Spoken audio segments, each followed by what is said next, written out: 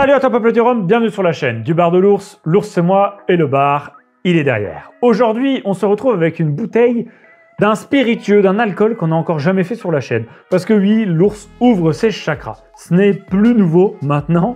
On est sur de l'umeshu. On est sur une liqueur de prune japonaise. Vous voyez les petits caractères sur la bouteille.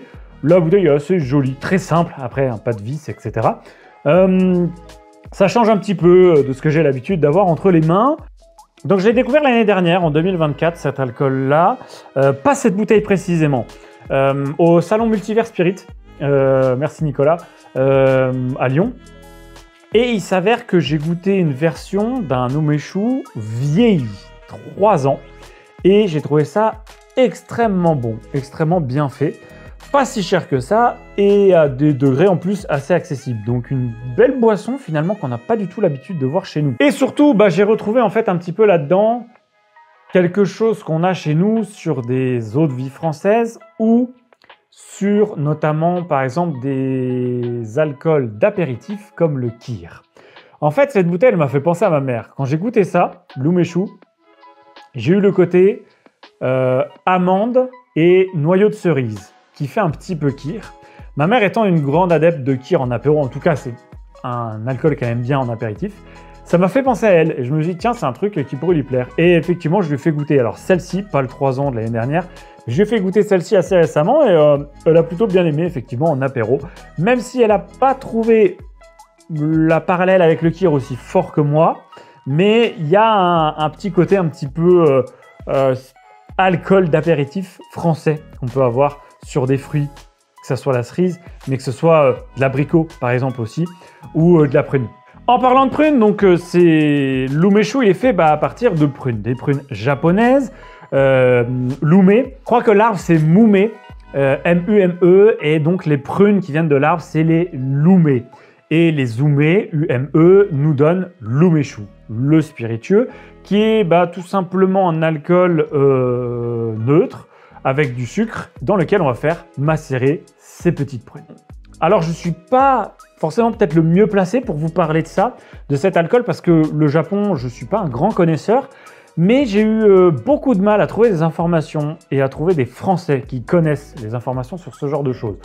J'ai réussi à avoir le minimum d'informations dont j'avais envie et à force d'avoir découvert l'année dernière et là, au Whisky Live Paris 2025, de pouvoir redécouvrir d'autres choses, également dans ma formation de distillateur, de pouvoir regoûter celle-ci qui est disponible à la maison du whisky, que j'ai pu aller chercher là-bas sur place puisque j'étais à Paris.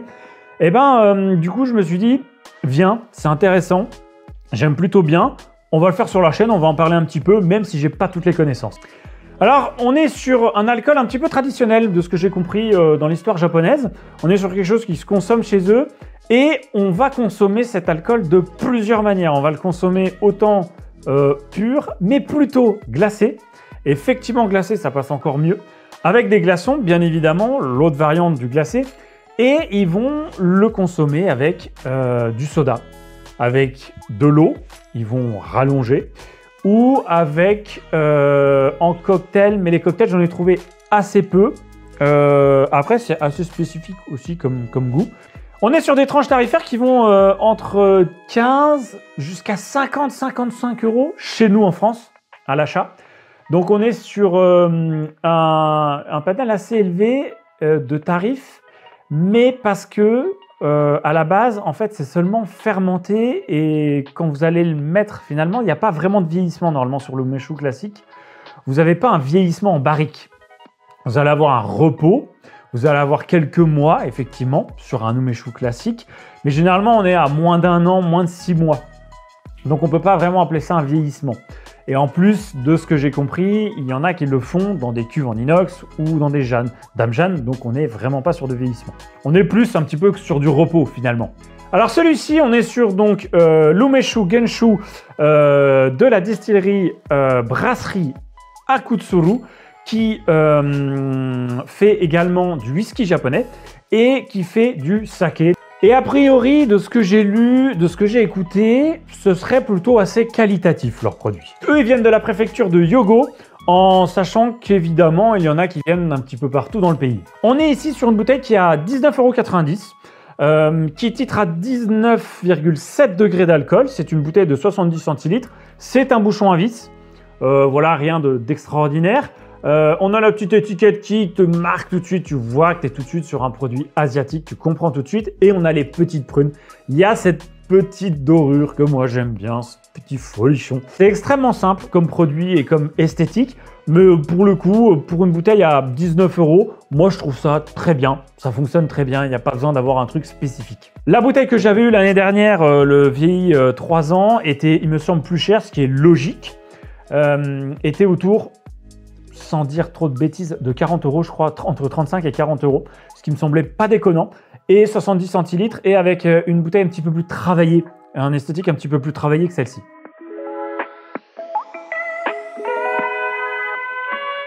Alors au nez, pour moi, tu as tout de suite un alcool de cerise. Vraiment, c'est le premier truc qui marque, c'est le côté cerise, griotte, hyper fort, noir, sucré. Tu as effectivement le côté liqueur, tu sens que tu vas rentrer sur quelque chose qui n'est pas extrêmement fort en alcool, qui est sucré, qui serait plus destiné à un apéritif, tu le sens tout de suite. Et c'est assez frais, tu as une espèce de petit truc un petit peu rafraîchissant, un tout petit peu vert. Ça me fait penser, pendant que je l'ai dans le nez, à ce côté un petit peu vert, que, a priori, de ce que j'ai compris, ils récoltent les prunes plutôt au mois de juin. Il y en a qui font ils ont des manières un petit peu différentes. Il y en a qui le font avant que la prune soit gorgée de sucre. C'est-à-dire que des fois, ils font les prunes pas encore tout à fait arrivées à maturité. D'autres, par contre, sélectionnent des prunes qui sont beaucoup plus mûres, beaucoup plus gorgées de sucre. Évidemment, ça doit avoir un impact sur le goût. On a vraiment le côté noyau. Le côté noyau, il est extrêmement fort, il est extrêmement prononcé. Ça te prend le nez, tu sens que tu es sur un alcool de fruits noyaux. Tu sens tout de suite que tu as le côté, je trouve effectivement, abricot, le côté cerise. Alors là, pour la déguste, moi je l'ai à température ambiante. Comme je vous l'ai dit, ça peut se faire à température fraîche, bouteille froide, verre froid. Ça fonctionne très bien. C'est encore plus facile à boire, je pense. C'est assez délicat quand même, tu vois, on a vraiment l'impression d'avoir un peu de fruit dans le verre et je trouve ça un petit peu noble. On sent qu'on a ce fruit et ce fruit, il est assez fin, il est bien amené, on a vraiment la sucrosité du fruit qui vient. Est-ce que j'aurais réussi à te dire que c'était des petites prunes? Je suis pas sûr. Au nez, je serais vraiment sur la cerise. Et on a le côté un petit peu pâte d'amande, un petit peu noyau finalement aussi, noyau d'abricot, qui est assez présent et ça, ça me plaît forcément.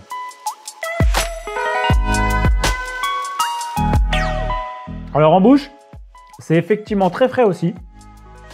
On sent qu'on a quand même 19 degrés, donc il y a un petit peu quand même de watts. Pour quelqu'un qui fait des apéritifs avec des degrés autour de 15, ça peut être un tout petit peu fort peut-être. Par contre, il y a une très grosse sucrosité, grande rondeur qui vient s'asseoir. Et on a le côté effectivement prune. Le côté, moi je trouve un tout petit peu acidité de la mirabelle et de la quetch. Tu sais, les grosses quetch que tu peux avoir dans les champs là qui tombent par terre. Mais il y a ce petit côté d'acidité sucrée quand même qui vient t'asseoir le palais. C'est hyper facile de revenir dedans, c'est un peu frais. C'est effectivement un petit peu gras, un petit peu huileux plus que gras. Avec du sucre, hyper facile à boire. Le côté prune est beaucoup plus présent en bouche qu'au nez. On a moins le côté cerise, mais je le retrouve un tout petit peu sur le côté vraiment cerise noire. Un peu aigre, je l'ai vraiment là. Et j'aime plutôt bien ça. Et le côté amande qu'on avait au nez, je l'ai peut-être un petit peu moins en bouche. Mais il est encore présent, un petit peu tassé derrière le sucre. C'est quand même bien sucré, on va pas se le cacher. Ouais, c'est vraiment pas mal parce que tu as quand même ce petit côté acidité du fruit.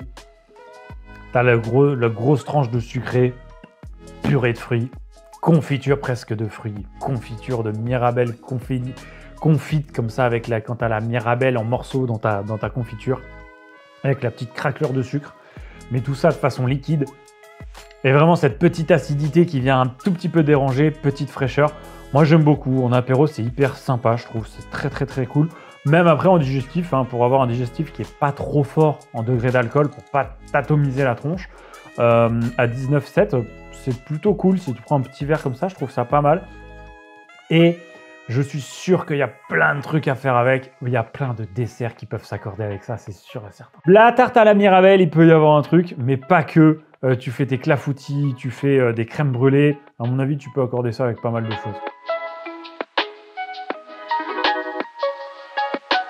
Bon, la longueur, on va passer hyper rapidement dessus parce que on est sur des spiritueux, c'est très sucré, où il n'y a pas beaucoup d'alcool, donc forcément la teneur en saveur est quand même assez moindre que ce qu'on peut avoir sur des rhums ou sur des whiskies. Ça reste un petit peu en bouche. On a le sucre qui est quand même vraiment présent. On a la petite fraîcheur qu'on avait au nez, qui était un peu plus verte, qui finalement en bouche est plus une fraîcheur de fruits qui va rester, qui va être un petit peu en arrière-bouche, mais qui s'estompe assez rapidement. Donc on a une longueur qui est, je pense, pour ce type de produit, très bien, dans la gamme, mais on n'est pas sur quelque chose non plus d'extraordinaire. Vraiment, le 3 ans de vieillissement l'année dernière que j'avais goûté, j'essaierai de vous retrouver une photo, peut-être de vous la mettre en incrustation. Pour le coup, il y avait beaucoup plus de persistance et il y avait plus de corps. Évidemment, il y avait un vieillissement en barrique. Donc forcément, ça amène quelque chose de différent par rapport à celui-ci. Mais tu vois, c'est un produit qui est très cool. J'aime beaucoup découvrir ce genre de choses. Et les façons dont c'est fait, ou quand on t'explique un petit peu, c'est fait de vraiment beaucoup de manières différentes. Hein. Tu peux broyer le fruit, tu peux le faire maturer, tu peux ne pas l'avoir dans l'alcool, tu peux le filtrer, etc. etc. Donc il y a vraiment de manières assez différentes. Forcément, on est sur une liqueur. En France, tu es sur une liqueur, tu as plein de manières de faire de la liqueur. À partir du moment où tu as de l'alcool neutre, tu as du sucre et ton fruit, tu en fais un peu ce que tu veux, tu fais une liqueur. Voilà. Tu peux rajouter 1000 trucs dedans si tu veux, ça sera une liqueur. Voilà, tant que tu dépasses pas 20 degrés, on est sur la dénomination liqueur. Donc je trouve ça très cool comme produit. C'est un prix, en plus, on est sur une bouteille qui est à 20 €. C'est un truc, franchement, que tu peux avoir dans ton bar. Et pour le coup, qui peut être là pour un dessert, pour un café aussi, ou accompagner quelque chose, ou quelqu'un qui n'a pas envie d'avoir un alcool trop fort, encore une fois, en apéritif ou en digestif. Pour le coup, c'est peut-être plutôt bien. Alors là, par contre, c'est très sucré. Donc peut-être qu'il y a des gens que ça va te déranger. Trop sucré, c'est possible. Moi, en le prenant en tant que liqueur, voilà, ça me va. C'est sucré, mais voilà, c'est une liqueur. Donc au contraire, c'est ce que je vais rechercher dans une liqueur. C'est quand même que ce soit un peu sucré, un peu facile à boire, etc. Donc il y a vraiment, après, tout un panel de personnes, je pense, que tu peux conquérir avec ça. Qui sont pas du tout fans d'alcool fort, où là tu peux avoir un truc qui est très fruité, très sympathique à amener sous le nez, même juste en dégustation comme ça sans le boire. Tu as vraiment des arômes hyper sympas qui peuvent aller dans un gâteau en cuisine, ça c'est sûr et certain. Je mettrai un 7 sur 10, tu vois, sur ce premier Omeshu qu'on fait sur la chaîne. C'est compliqué à chaque fois, comme je le dis, quand je fais des nouveaux alcools, de mettre des notes parce que j'ai pas d'autres bouteilles de référence. Aujourd'hui, quand je mets une note sur une bouteille de rhum, j'ai dégusté, je pense, dans ma vie, à mon avis, on est largement au 1000 rhum. Donc, on va dire que j'ai aujourd'hui une palette qui est construite, très bien construite, avec des étages, avec des portes, et je sais où ça va, quoi, quels arômes, quels trucs, bon, pas bon, cher, pas cher, bonne note, mauvaise note, selon mon palais, bien évidemment. Mais voilà, tout est extrêmement trié, j'en ai goûté énormément, donc j'ai beaucoup de références je peux me référencer à beaucoup de choses. Là, j'en ai goûté 5 dans ma vie. Donc, c'est compliqué quand même de pouvoir mettre la première note. Mais 7 sur 10 parce que je trouve que c'est un joli produit. C'est pour ça que je le fais sur la chaîne, sinon je l'aurais sans doute pas fait, bien évidemment. Une bouteille à peu près plutôt classique, mais qui en même temps représente le spiritueux que tu as à l'intérieur. Donc ça me dérange pas, au contraire, je trouve que ça va plutôt bien avec l'histoire de la chose. Une bouteille pas trop chère non plus, pas trop déconnant, qui peut passer peut-être en cocktail, qui peut être amené à des gens qui ont l'habitude de boire de la Mirabelle, par exemple, chez nous, ou des alcools un peu forts. Finalement, revenir sur des trucs un petit peu plus douces, pourquoi pas. Et évidemment, plein d'accords possibles.